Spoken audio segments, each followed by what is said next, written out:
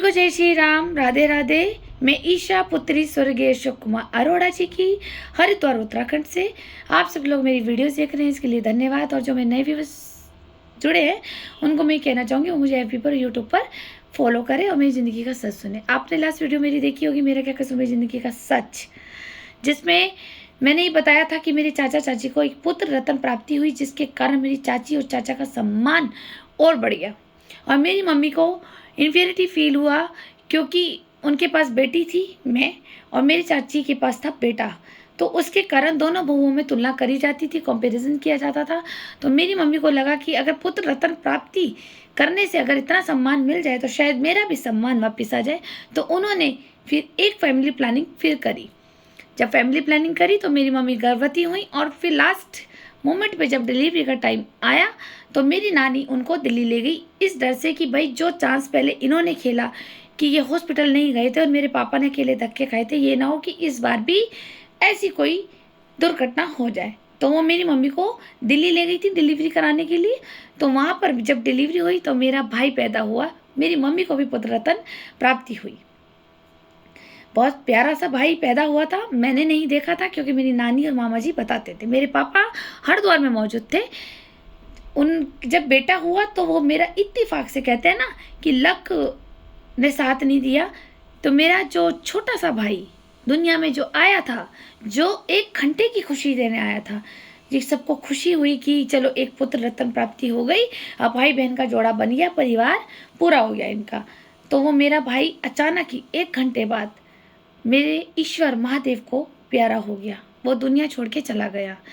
Reason क्या था किसी को नहीं पता, रीज़न क्या था किसी को नहीं पता।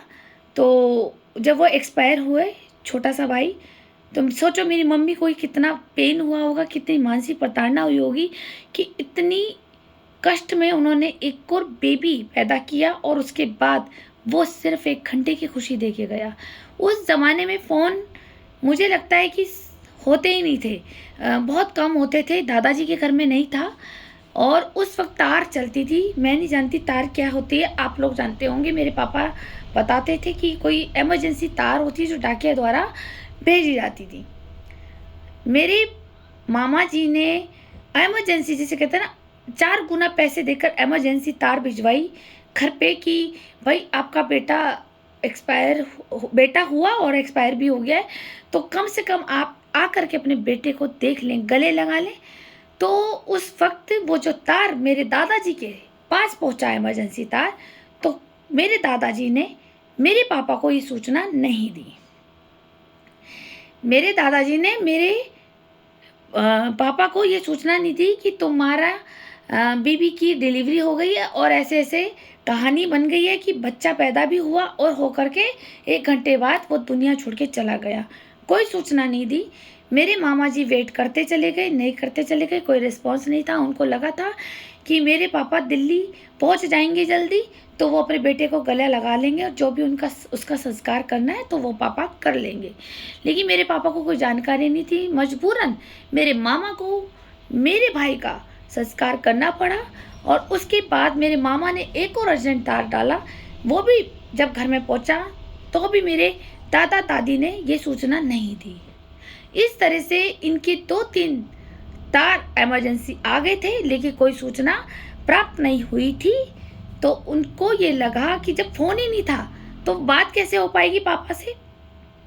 तो मेरे पापा को जब पता लगा कि भाई किसी और के माध्यम से, फिर वो मेरे मौसा जी जो पवन मल्होत्रा जी थे, अब वो दुनिया छोड़ के चले गए हैं। फिर मेरे मामा ने नानी ने पवन अंकल के घर में वो सूचना दी, तो वो उन्होंने मेरे पापा को सामने जा कर के बोला कि तुम यहाँ हरिद्वार में घूम रहे हो, तेरा बेटा होकर के भी दुनिया को छोड़ के चला गया है। सोचो उस पिता पे क्या बीती होगी। सोचो आप कि जो पिता दोबारा बने, एक पुत्र रत्न प्राप्ति हुई, जो दुनिया छोड़ के उनका बेटा चला गया, बीबी वहाँ अकेली, मतलब मम्मी अपनी मम्मी के साथ, जो एक पति के साथ होना चाहिए। और मेरे पापा को बाद में शौक लगा, जिसको वो गले नहीं लगा सके, रो नहीं सके, प्यार नहीं कर सके, छू नहीं सके उस भाई को, मेरे अपनी औलाद को नहीं छू सके। वो दर्द एक पिता के कहाँ लगा होगा? यहाँ और यहाँ। ठीक, जब वो उनको ये सूचना प्राप्त हुई तो वो उन्होंने जब अपने पिताजी से यानी कि मेरे दादा स्वर्गीय किशन दास काका जी से डिस्कस किया तो घर में मच गया विवाद और उन्होंने कहा कि हमें कोई मतलब नहीं है। मेरे अब सोचो, जब मेरा भाई दुनिया छोड़ के चला गया, बहू उस हालात में कितनी टॉर्चर हुई होगी, तो उसके दौरान भी मेरे दादा दादी चाचा चाची कोई भी परिवार से दिल्ली नहीं गया, कोई भी परिवार से दिल्ली नहीं गया। फ़ोन होते नहीं थे, अब तो फ़ोन पे पूछ लेते, वीडियो कॉल कर लेते, लेकिन वो उस वक्त नहीं चलते थे फ़ोन। मेरे पापा के पास पैसे नहीं थे, दादाजी से पैसे मांगे कि मैं दिल्ली जाना चाहता हूँ, मुझे कुछ पैसे दे दो, किराया दे दो। मेरे दादाजी ने मना कर दिया। जी हाँ, मेरे दादाजी ने मना कर दिया। अब मेरे पापा जाए तो दिल्ली कैसे जाए, बीवी के आंसू पूछने जाए तो कैसे जाए। अपना दर्द वो जो उनके सीने पे लग गया था कि एक पुत्र रतन प्राप्ति हुई थी, मेरा भी वारिस पैदा हुआ था, कि वो भी दुनिया छोड़ के चला गया, तो वो अपने दर्द बताने गए थे हरीश अंकल, जो आप जानते हैं पालीवाल धर्मशाला के सामने पुराना डिपो, हरीश तेल वाले जिनके नाम से फेमस था डिपो। तो वो उनके पास जाके रोए, वहाँ बताया कि ये तकलीफ़ है, क्योंकि एक मित्र ही मित्र को अपनी तकलीफ़ बता सकते हैं। उनके पास मेरे पापा के पैसे नहीं थे। उनकी वाइफ ने मेरी मम्मी को खाना खिलाया। मेरे पापा ने बताई थी कि उस दिन दाल और रोटी बने थे, मैंने दाल रोटी खाई, एक कप चाय पी। और हरीश अंकल ने, जिसमें वो अपनी जमा पूंजी करते थे, जैसे उस ज़माने में पंजी, दसी, चवन्नी, 50 पैसे ये सब चलते थे, तो वो जो मिट्टी की गुल्लक थी, उन्होंने मेरे पापा को हौसला दिया कि कोई बात नहीं, तो कम से कम तुम अपनी बीवी से मिल के आओ और मैं देता हूँ तुमको किराया, और मेरे पास जितना निकलता है मैं बताता हूँ। उस वक्त शायद मेरे पापा बताते थे 15 रुपये किराया था दिल्ली जाने का। ठीक है, वो 15 रुपये किराया था, उस ज़माने में तो 15 रुपये भी 150 रुपये के हिसाब से होता होगा। तो उन्होंने अपनी गुल्लक तोड़ दी थी उनके सामने, मिट्टी की गुल्लक थी, उसने गुल्लक तोड़ करके जो भी पंजी, दसी, चवन्नी जो भी गिन करके निकाले उन्होंने पैसे, तो उसमें कुल मिला करके 30 रुपये निकले थे। 30 रुपये निकले थे। मेरे पापा को उन्होंने वो सारे पैसे दे दिए थे हरीश अंकल ने कि भाई ये तू रख और दिल्ली भी जा और अपनी वाइफ को भी देख, उसको भी कुछ दवा दारू की ज़रूरत पड़ेगी और वापस भी तो आओगे, तो ये पैसे ले जा, जब तेरे पे कभी होंगे तो दे दियो, नहीं होंगे तो कोई बात नहीं, कोई फ़र्क नहीं पड़ता, तो हमारे घर जैसा है। उन्होंने ये मदद करी थी।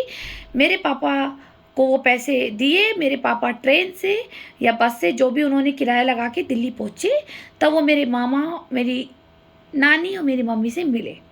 फिर वो मम्मी को वापस लाए थे कुछ दिन बाद।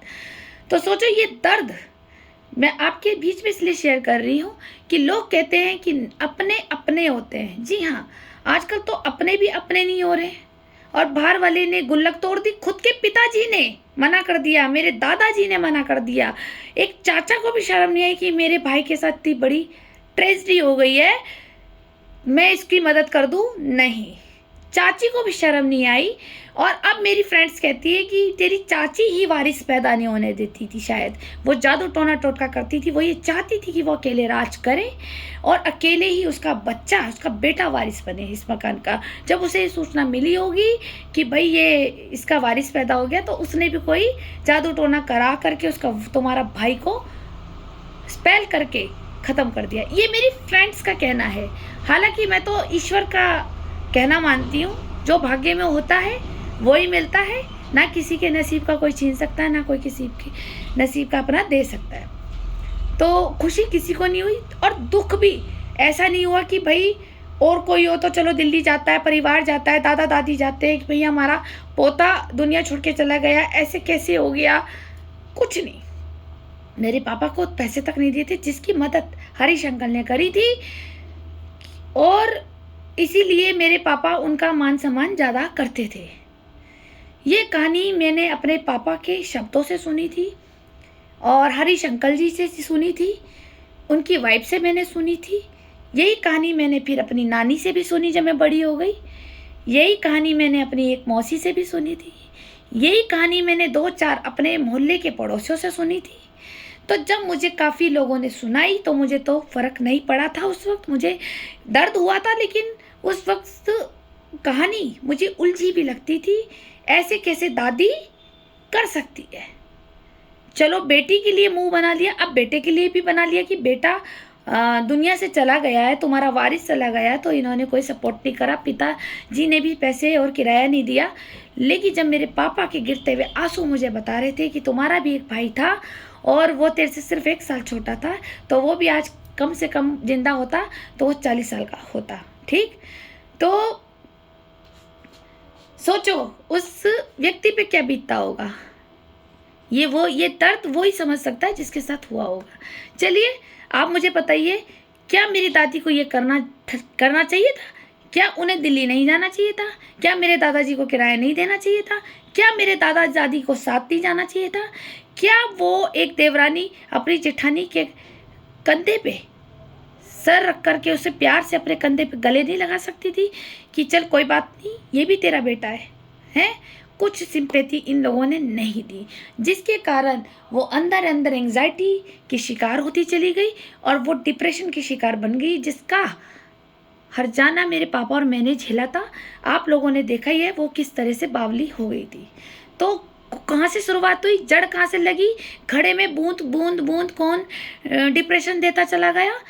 उनका खुद का परिवार, शांति अरोड़ा जी, किशनदास काका जी, मेरी चाची, मेरे चाचा। जब एक खड़े में बूंद बूंद बूंद डिप्रेशन एंजाइटी डालती चली गई, तो वो एक दिन जब वो भरा, वो जब वो फूटने लग गया, तो वो फूट रहा था वो सिर्फ मेरे पापा के ऊपर और मेरे ऊपर, कि वो बावली हो गई थी। आप लोगों के सामने पता है कि वो कैसी थी। चलिए आप मुझे बताइए कि क्या करना चाहिए था ऐसे लोगों के साथ। क्या मेरी दादी ने सही करा? क्या मेरे दादाजी को किराया नहीं दे देना चाहिए था? अरे लोग तो परायों को भी दे देते हैं किराया कि चल भाई कोई नहीं, दुख का वक्त है, जब मिला। ठीक, नहीं हो रहा होगा आप लोगों को विश्वास, लेकिन ये रियलिटी है और ये पूरे मोहल्ले को भी पता है। मैं स्टोरी नहीं बना रही हूँ, मैं आप लोगों के बीच में वो सच रख रही हूँ जो मेरे मोहल्ले को भी पता है, मार्केट को भी पता है, समाज को भी पता है, और मुझे बड़े होके पता लगा था। अब मैं आप लोगों के बीच में शेयर कर रही हूँ कि मेरी ज़िंदगी का सच, हमारे घर की ज़िंदगी का सच ये है। क्या मेरी दादी को एक इंसानियत के नाते सपोर्ट नहीं करना चाहिए था? आप बताइए, कमेंट कीजिए मुझे। कौन ऐसा करता है? अपने दुश्मन के साथ भी नहीं करता होगा कि किसी का बच्चा मर गया, उनके तो खुद का खानदान का वारिस था मेरा भाई, आज होता तो सोचो कितना बड़ा होता। चलो वो दुनिया से चला भी गया, तो क्या मेरी मम्मी को एक प्यार, एक सपोर्ट करने के लिए इनको दिल्ली नहीं जाना चाहिए था? मेरे पापा को क्या किराया नहीं देना चाहिए था? आप मुझे कमेंट कीजिए। चलिए फिर मिलते हैं नेक्स्ट वीडियो में।